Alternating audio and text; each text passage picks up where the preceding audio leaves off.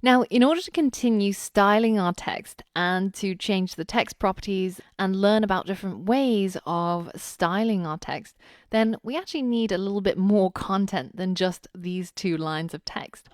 So let's add the rest of the content to our website. Now, if you look inside the resources for this lesson, then you will find a download link where you can get the stub code that I've created for you.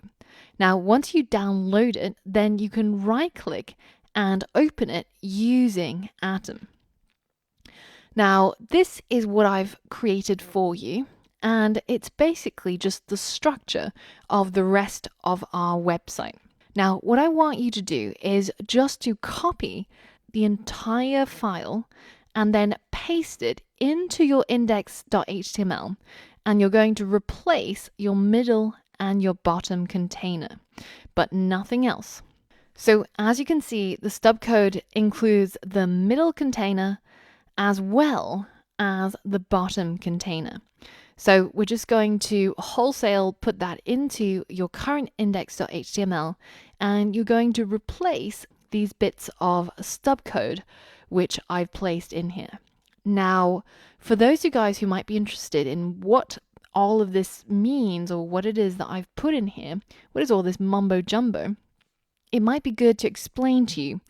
This is something that is used quite frequently in web design. It's used to place text paragraphs in a website before you have any content. And if you go to loremipsumgenerator.com, you can actually find a little bit of history about what all of this is, where it comes from, and how it came to be used in a lot of website styling and web design. So take a look here if you're interested. But basically, you can generate these bits of text that don't really mean anything other than to look like normal English words of different lengths, and you can use that in your website to take up space that your text content is going to go.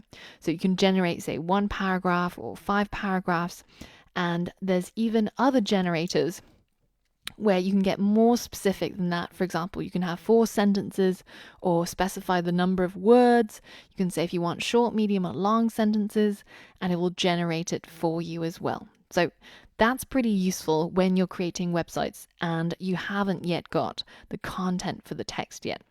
Now, the other parts that you will have to update in here are the image sources and the image alt tags.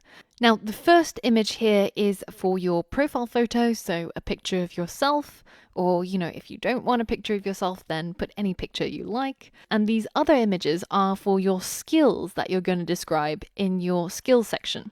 So you can go ahead and add a source to those images too. And at the bottom here, we've got a button that is going to open the default mail app to an email address of your choice. So that could be your contact email. And finally, in the last section, we've got 3 links that go towards any site that you wish. So that could be your LinkedIn profile, your Twitter profile, your website. So go ahead and change all of these links in there to whatever it is that you want, and change this to your name so that you have a copyright at the bottom of your page. So go ahead and paste all of this stub code inside your index.html and update the lorem ipsum and also change the images. Now, once you have done all of that, I want you to go ahead and delete all the code that's inside your middle and your bottom container inside the CSS file. And once you're happy with your content inside your index.html, including all of that stub code, and you've gotten rid of those styles inside the middle and the bottom container in your style.css, then once you refresh your website, this is what you should roughly have. So the top section stays unchanged because we haven't touched it at all, but you should have a profile picture of yourself, a greeting word. You could leave the hello there, or you can change it if you wish. And you've got a little brief bio about yourself. Then you've got the section called My Skills, which is going to have 1 image that is going to represent your first skill, whatever that may be. And then you're going to find another image that is going to represent your second skill, whatever that may be as well. Now, if you're short on images for that section and you couldn't find any in Google that you liked, then take a look at this website called flaticon.com. Here they've got more than 500,000 vector icons which you can search, and some of these are really, really cool.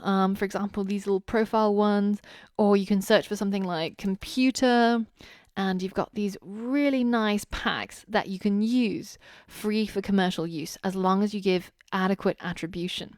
So then if you have a look at each of these icons, then you can download them as a PNG in whichever size you would prefer.